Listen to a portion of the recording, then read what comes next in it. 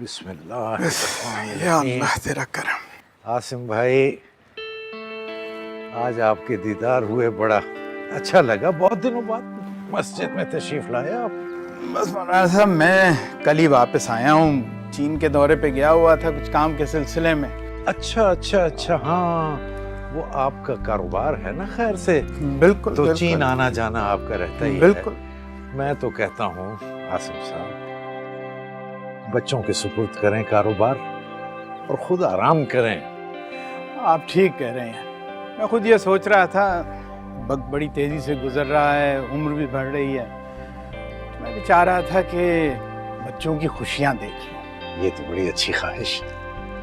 बिल्कुल, जिस तरह बच्चों का माँ बाप पे हक है, उसी तरह माँ बाप का भी बच्चों पर हक है कि माँ बाप बच्चों की खुशियां देखें।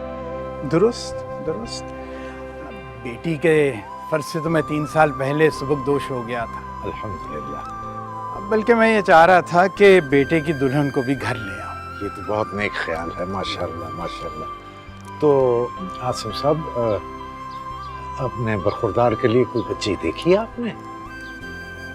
जी कह सकते हैं, बल्कि इसी सिलसिले में मैं आपसे बात करना चाह रहा था। बिल्कुल, मैं हाजिर हूँ किसी खिदमत के लिए, बताइए।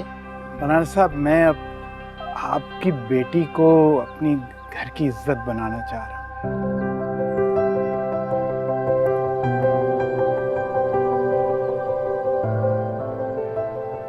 आप मेरे बेटे वजाहत से मिलेंगे तो यकीनन आप इस रिश्ते से इनकार नहीं करेंगे। अच्छा, बरखुरदार का नाम वजाहत है, बहुत प्यारा नाम है।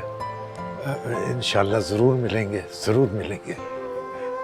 चलें फिर मौलाना साहब, मुझे इजाजत दीजिए, मैं चलता हूँ। अरे नहीं, इस तरह किस तरह आसिम साहब, आप घर चलिए ना मेरे साथ, वहां बैठते हैं, एक कप चाय का पीजिए, मैं कुछ खिदमत करूं, फिर आप घर जाइए। अरे मौलाना साहब, आप पहले घर जाके तो सलाह मशवरा कर लीजिए, उसके बाद आप बुलाएंगे तो हम आके चाय भी पियेंगे और बिस्किट भी खाएंगे। चलिए, आपको अल्लाह जज़ा दे, अल्लाह आपको जज़ा दे। चलिए फी अमान अल्लाह। आइए आइए, तशरीफ लाइए।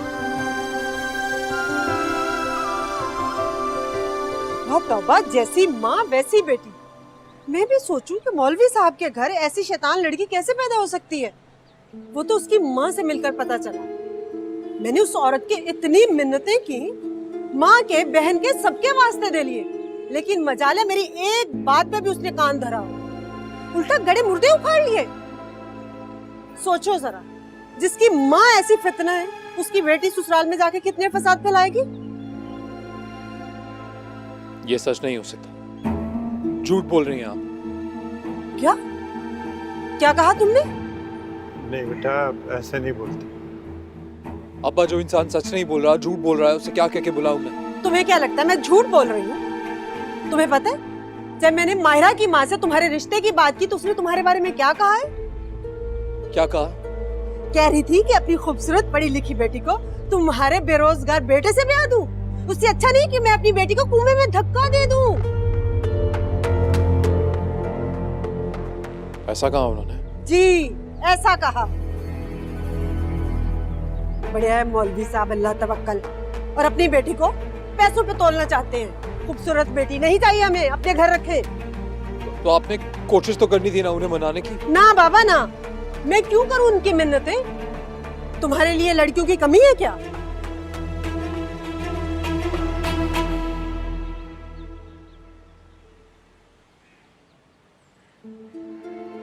इतनी बदतमीजी की उन्होंने मेरे साथ। वैसे मौलवी साहब हैं वो।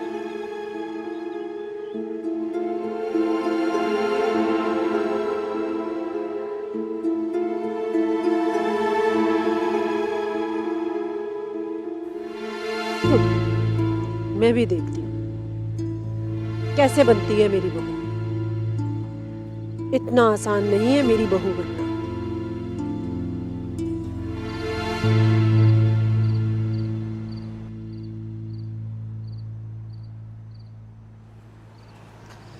इनाम, मेरे सर में ऑयल लगा देंगे?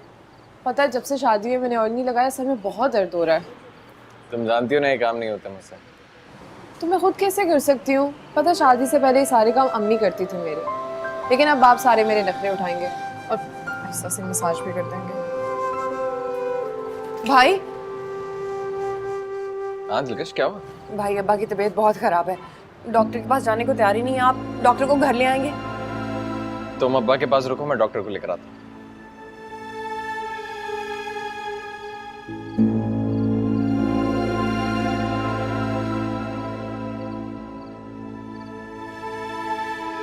अरे आप और लेना। और ना डालो सबा बेगम,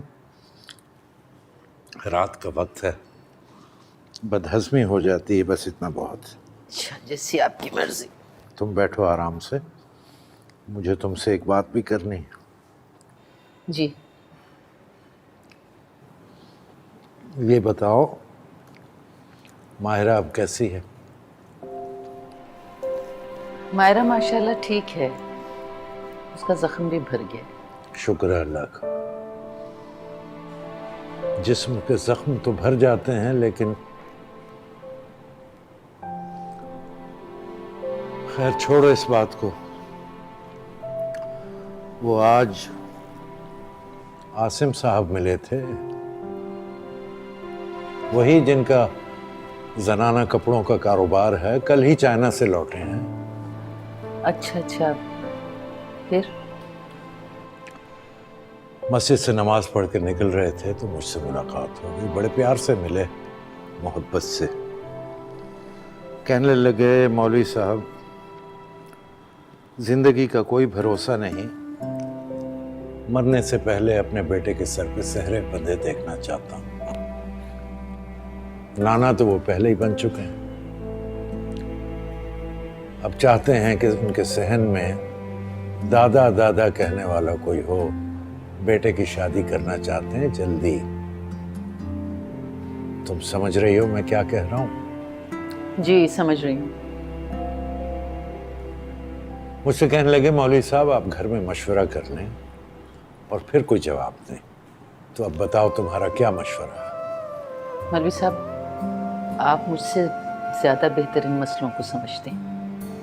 आप यूं करें कि किसी दिन शाम को उनको नाश्ते पे बुला लें।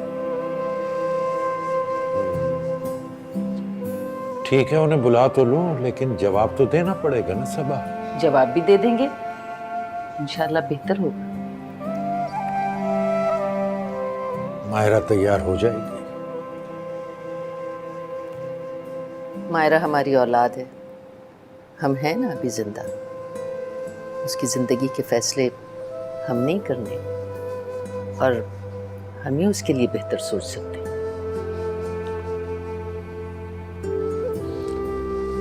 देखो सबा, मुझे डर लगा रहता है, दूसरे घर का मामला है, वहां जाकर कहीं हमारी बदनामी का सबब न बन जाएगी।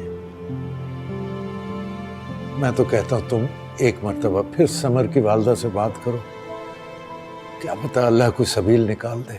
कैसी बातें कर रहे हैं आप? जिस घर को जाना नहीं, उस घर के रास्ते नापने का मकसद।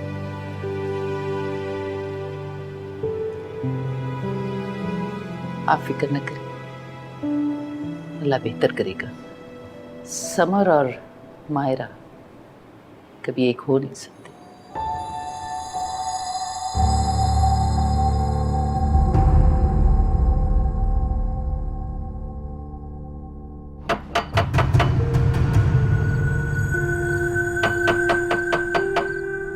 आ रही हूँ।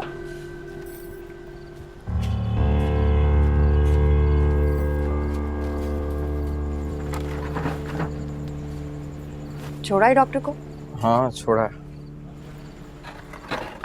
भाई हाँ क्या कहा डॉक्टर ने? क्या कहेगा डॉक्टर? कुछ नहीं कह रहा था, कह रहा था कि तबीयत बेहतर होती जा रही है और बस मेडिसिन खिलाते रहेंगे तो ठीक हो जाएंगे। आप कुछ छुपा रहे हैं ना मुझसे? नहीं तो मैं क्या छुपाऊंगा तुमसे? कुछ तो है जो आप छुपा रहे हैं मुझसे। भाई मैं अम्मी को नहीं बताऊंगी, अपने तक ही रखूंगी। कम से कम मुझे तो बताएं क्या कहा है डॉक्टर ने।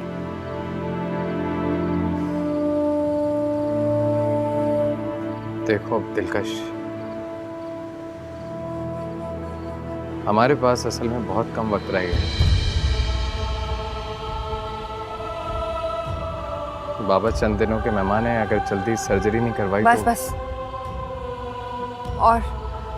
और कुछ मत कहें आप भाई। आप जल्दी से अब्बा को हॉस्पिटल ले जाएं, मैं अम्मी को बता के अरे क्या हो गया तुम्हें? मैंने इसलिए नहीं बताया था तुम्हें। तो इतनी बड़ी बात छुपाना क्यों चाहते हैं? अब्बा का फौरी ऑपरेशन होना बहुत जरूरी हाँ, है। लेकिन हमारे पास नहीं ऑपरेशन के पैसे। थोड़ा बहुत जो पैसा था वो इन शादियों में लग गया, और जो बच गया था वो हॉस्पिटल में खर्च हो गया। कारोबार तो वैसे ही ठप हो गया बंटवारे के बाद। सारे कारीगर अपने पैसे मांग रहे हैं, मुझे तो समझ में नहीं आ रहा हम करेंगे क्या।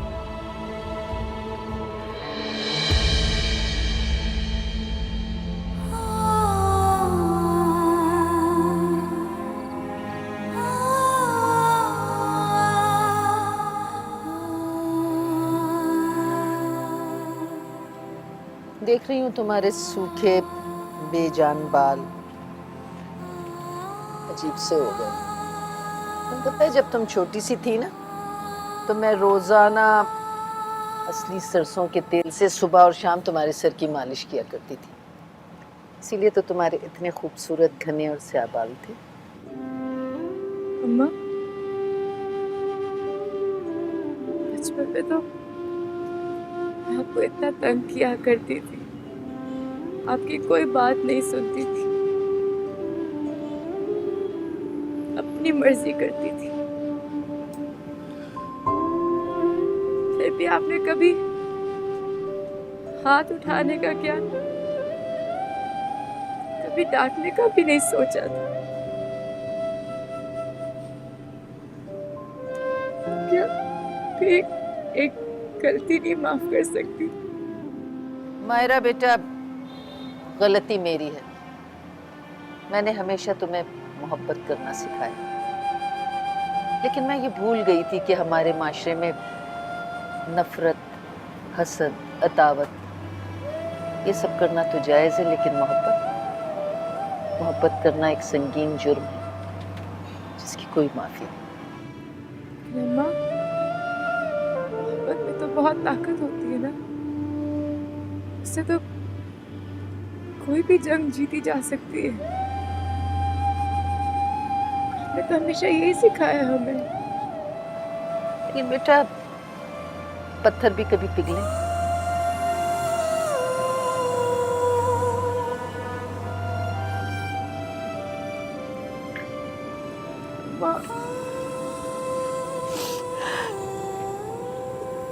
मैं समय को नहीं भूल सकती।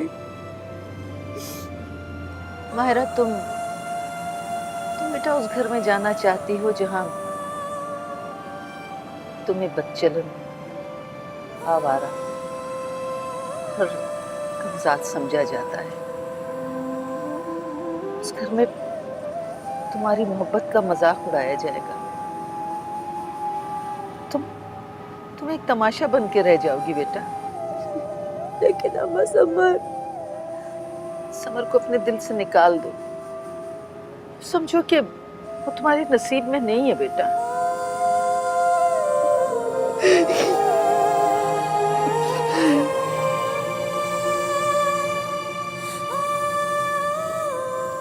क्या बात, दिमाग तो ठीक है तुम्हारा?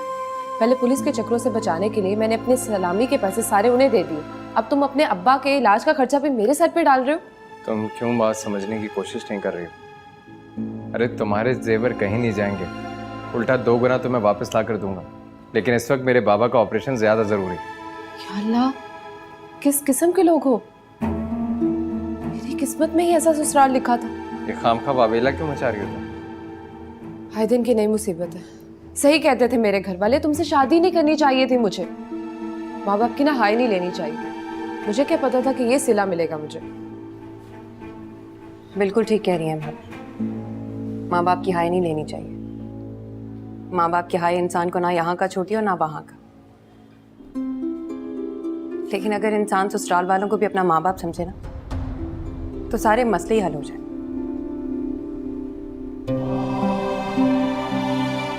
ये मेरे जेवर हैं भाई, बचपन से आज तक पापा ने जो कुछ भी मेरे लिए बनाया है आप उन्हें बेच दें। नहीं दिलकश, तुम ये रख लो, इस पे तुम्हारा हक है। भाई इस पे सबसे ज्यादा अब्बा का हक है। अगर इस वक्त काम ना आए तो ये हमारे किसी काम के नहीं।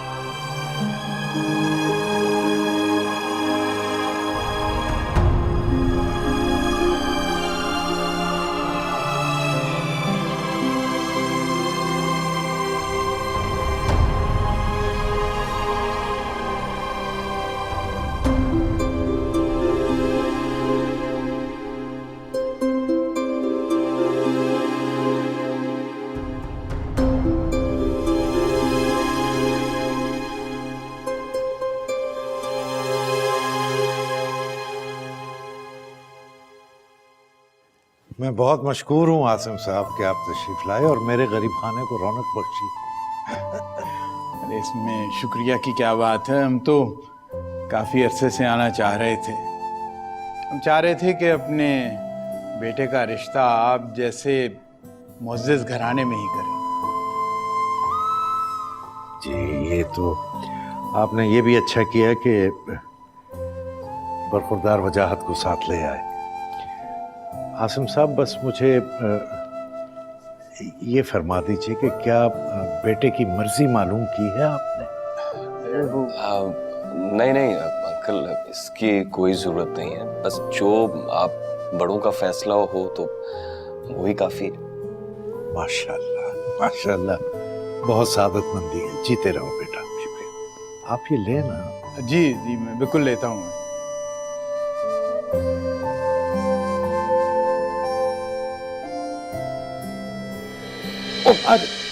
ओहो बेटा क्या हुआ? चाय गिर गई। अच्छा तुम जल्दी से इसको धो लो बेटा, सामने वॉशरूम है। अच्छा खाना है सामने से। चले जाओ, जल्दी से चले जाओ। हो जाता है।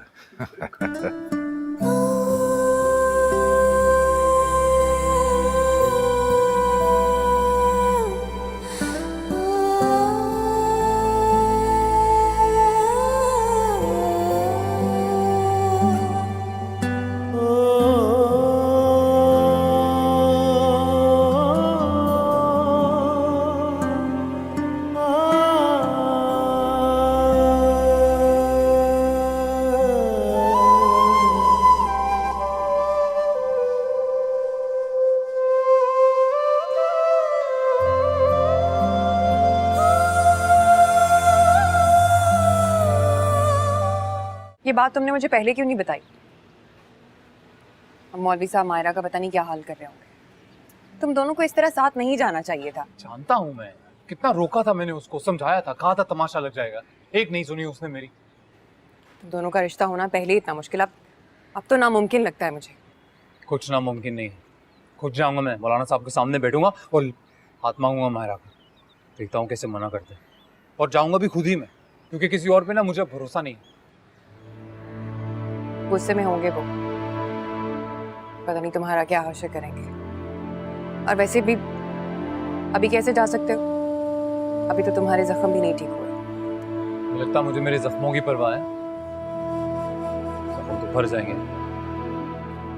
मुझे परवाह है मायरा की। पता नहीं मौलाना साहब ने क्या हाल किया होगा उसका, किस साल में होगी वो।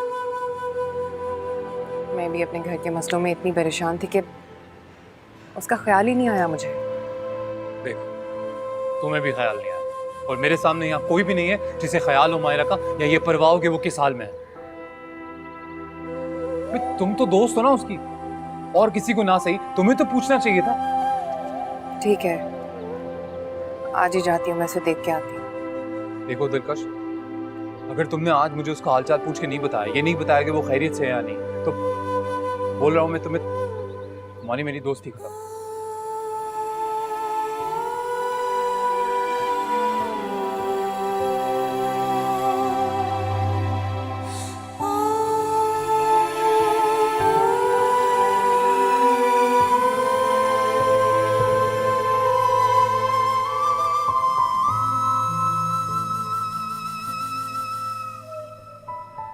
मौलवी साहब कैसा लगा हमारा बरखुरदार?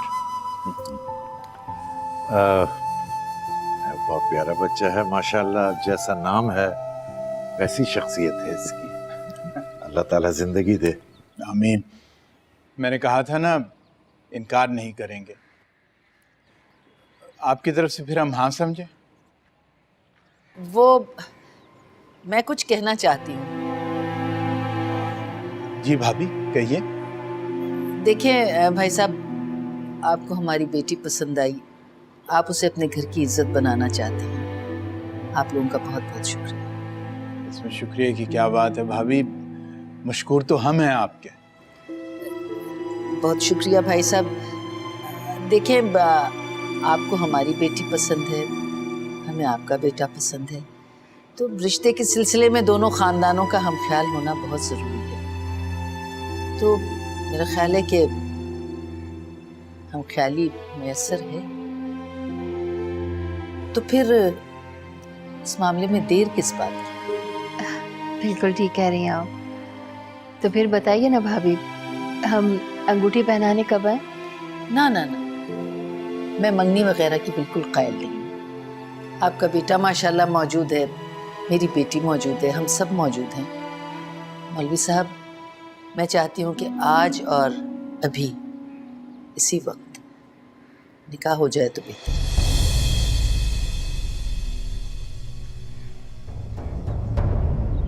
जी कहा सबा बेगम तुम ठीक है, हमें कोई एतराज नहीं है।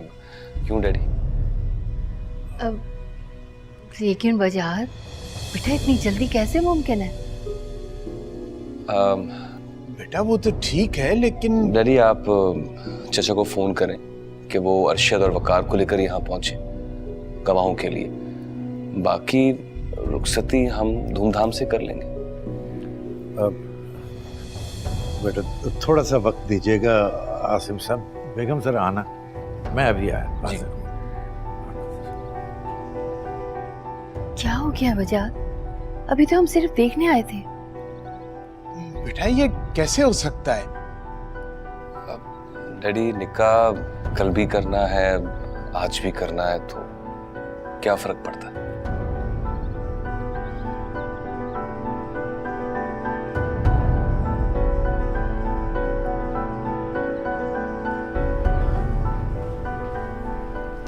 अरे भाई, ये क्या फैसला कर लिया तुमने सबा बेगम?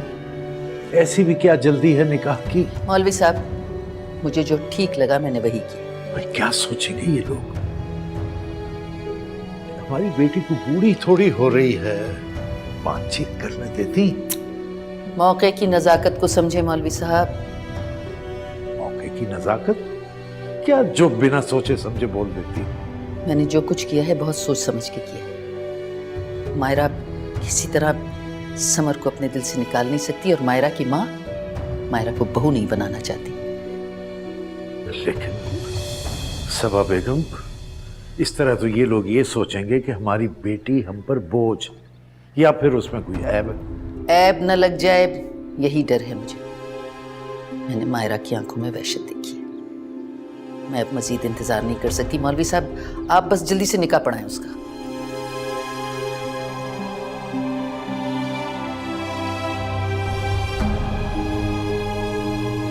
मायरा बेटा, जल्दी से मुंह हाथ धो के ये कपड़े पहन ले। उठो, शाबाश, तुम्हारा निकाह हो रहा है। क्या? हाँ बेटा, बहुत अच्छे लोग हैं, लड़का भी खूबसूरत है, और सबसे बड़ी बात अपना कारोबार है उसका, अपने पैरों पे खड़ा है माशाल्लाह। बहुत बड़ा बंगला भी है उनका। क्या हो गया? हाँ, क्या हो गया अम्मा? होश में तो हो? होश में तू आ मायरा, जैसा कह रही हूँ ना वैसा कर, समझी? वाह, जैसा कहोगी वैसा कर लूंगी मैं। हाँ, सोच भी कैसे लिया आपने? मैं सिर्फ समर से प्यार करती हूँ, समर की होके रहूंगी मैं। मैं कह रही हूँ आपको, कुछ समझ में नहीं आ रही। वो आएगा मुझे लेने, वो मना लेगा अपनी अम्मा को। मैं कह रही हूँ ना आपको। मायरा, तू उस शराब के पीछे दौड़ रही है, तेरे हाथ में आने वाला नहीं है। अरे क्या करेगा वो? बता मुझे, क्या करेगा? तेरा बहुत ख्याल रखेगा है? ये जो प्यार मोहब्बत ये सिर्फ चंद दिनों का चोचला है, उसके बाद पेट रोटी मांगेगा, जिस्म कपड़ा मांगेगा। कहाँ से देगा तुझे जो खुद अपने बाप के टुकड़ों पे पल रहा है? माँ देख बेटा, माँ बाप अपने औलाद का कभी बुरा नहीं चाहते। तेरा मुस्तकबिल देख रही हूँ, अरे बाहर झांक के देख, तेरा मुस्तकबिल तुझे नजर आएगा। मैं मर जाऊंगी इसके बगैर अम्मा। देख, मैं तेरे हाथ जोड़ती हूँ बेटा, मना न करना। तू मेरा मरा मुंह देखेगी अगर तूने मना किया तो। अम्मा वो आएगा, मैं कह रही हूँ वो आएगा। वो नहीं आएगा मेरी बच्ची, वो कभी भी नहीं आएगा, नहीं आएगा। अम्मा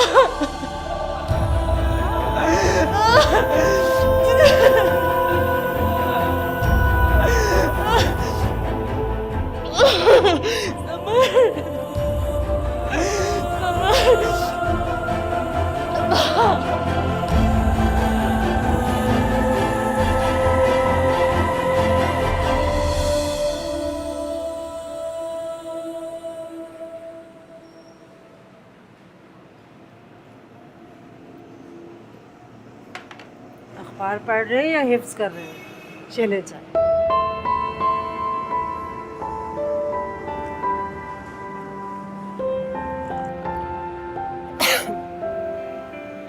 आपको पता है आज शाहिदा का फोन आया था।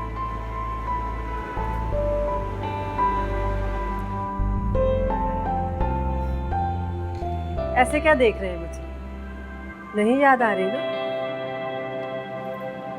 मेहरू खाला की बेटी शाहिदा। हाँ हाँ, अच्छा अच्छा, काफ़ी दिनों के बाद उसका नाम कानों में सुनने में आया। खैरियत तो है? जी जी, सब खैरियत है। आपका पूछ रही थी, सलाम दे रही थी आपको। आपको पता है मैंने उसे खाने पे बुला लिया। अच्छा किया, लेकिन इस मेल मिलाप का कोई ख़ास मकसद? वो बता रही थी कि उसकी बेटी नौरीन ने बीए कर लिया खैर से, अब घर पर है क्योंकि उन लोगों में नौकरी करवाने का तो रिवाज ही नहीं है। और अपने समर के बारे में भी पूछ रही थी कि क्या करता है। मैं तो एकदम बौखला गई कि क्या जवाब दूं। फिर मैंने झट से कहा कि नौकरी कर रहा था, लेकिन एक हादसे की वजह से नौकरी छूट गई, अब इन दिनों घर पर है। कह रही थी आऊंगी देखने। सुने, समर की नौकरी की आप खुद से कोशिश क्यों नहीं करते? कर तो रहा हूँ नजमा, 2-4 जगह बात भी की है। थोड़ा सब्र कर लो, तुम्हारे बेटे को नौकरी मिल जाएगी। देखिए, मुझे तो लग रहा है जैसे वो नौरीन और समर के रिश्ते की बात करना चाह रही है।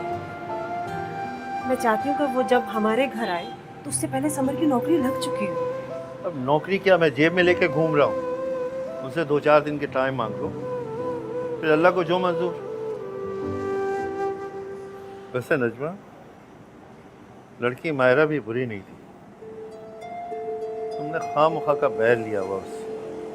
ये बात आपने आज की है, आइंदा मत कीजिएगा। एक गरीब मौलवी की बेटी से मैं अपने बेटे की शादी हरगिज नहीं कर सकती। मैं अपने बेटे की शादी वहां करूंगी जो कम से कम एक फ्लैट तो लाए। इन किराए के घरों से हमारी जान छूटे। हद करते हैं आप भी।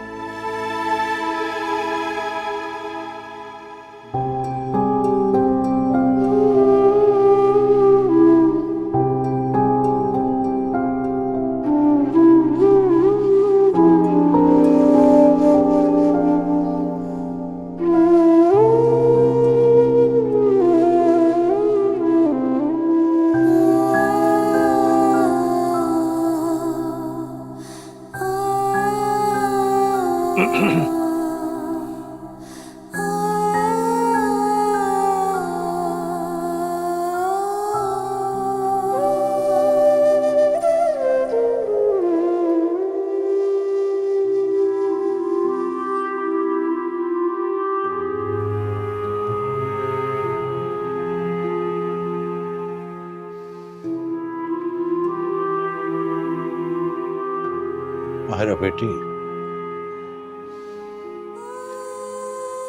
तुम्हारा निकाह वजाहत हुसैन वल्दे आसिम हुसैन के साथ बेवस 50,000 रुपए नकद सिक्का राइजुल वक्त किया जाता है। क्या तुम्हें कबूल है?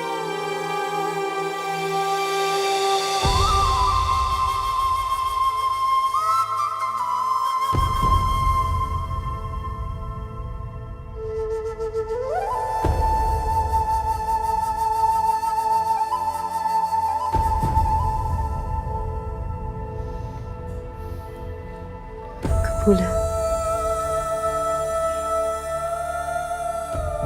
माहिरा बेटी, तुम्हारा निकाह वजाहत हुसैन वल्दे आसिम हुसैन के साथ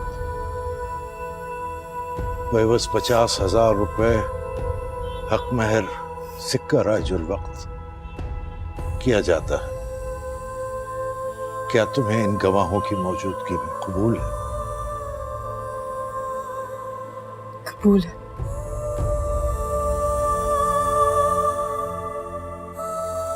माहिरा बेटी, तुम्हारा निकाह वजाहत हुसैन वल्दे आसिम हुसैन के साथ बेवस 50,000 रुपए सिक्का राजुल वक्त हक महर किया जाता है। क्या तुम्हें कबूल है? कबूल है।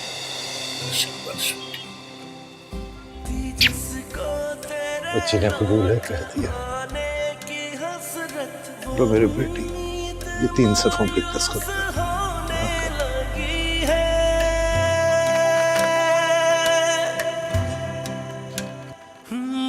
रखी हो यूं जैसे कोई नोक दिल पे जुदाई जीती रहो, तुम्हें माँ बाप की लाज रखी। दुआ दिल पे रख दे, ये दिल का मरहम निकलता है जैसे अभी मेरा दम है। बेचैनियों का क्यों मुझ में ठिकाना, मुझे भूलता है वो हंसना मेरा, यूं खाली खाली जीना। रोता है कैसे दिल चुप करा, यूं खोए खोए रहना। बता मैं तुझे कैसे भुलाऊं, बता मैं तुझे कैसे भुलाऊं।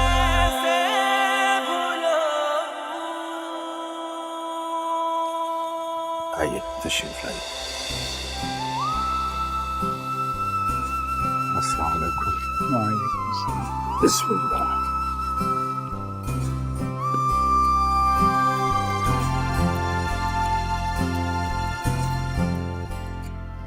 इजाजत मैं ले आया हूं।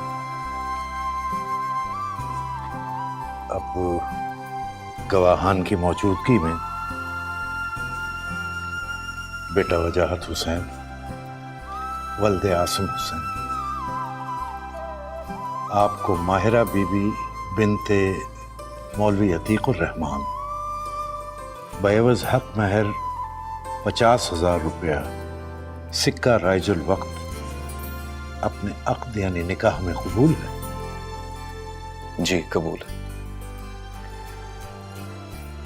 बेटा वजाहत हुसैन वल्दे आसिम हुसैन आपको माहिरा बीबी बिनते मौलवी अतीकुर रहमान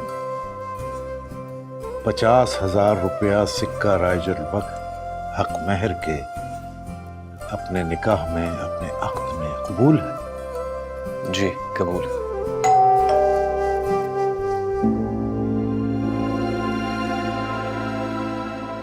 आप निकाह पढ़ाई में देखती हूँ। जी। बरखुरदार वजाहत हुसैन।